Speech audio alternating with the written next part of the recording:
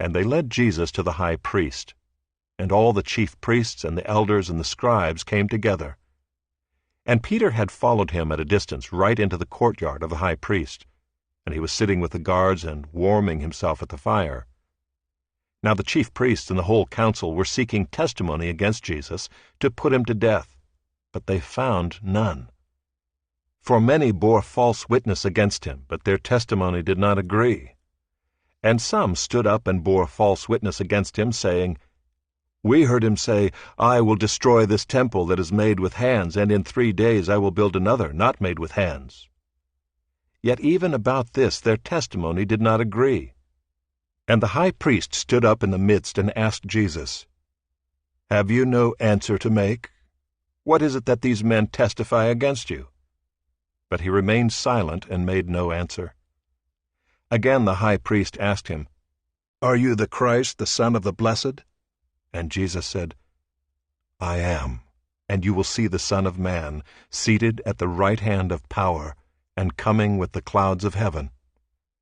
And the high priest tore his garments and said, 'What further witnesses do we need?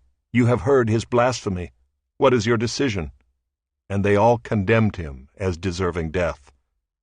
And some began to spit on him, and to cover his face, and to strike him, saying to him, 'Prophesy!' And the guards received him with blows. And as Peter was below in the courtyard, one of the servant girls of the high priest came, and seeing Peter warming himself, she looked at him and said, 'You also were with the Nazarene, Jesus.' But he denied it, saying, 'I neither know nor understand what you mean.' And he went out into the gateway, and the rooster crowed. And the servant girl saw him, and began again to say to the bystanders, 'This man is one of them.' But again he denied it. And after a little while the bystanders again said to Peter, 'Certainly you are one of them, for you are a Galilean.' But he began to invoke a curse on himself, and to swear, 'I do not know this man of whom you speak.' And immediately the rooster crowed a second time. And Peter remembered how Jesus had said to him, 'Before the rooster crows twice, you will deny me 3 times.' And he broke down and wept.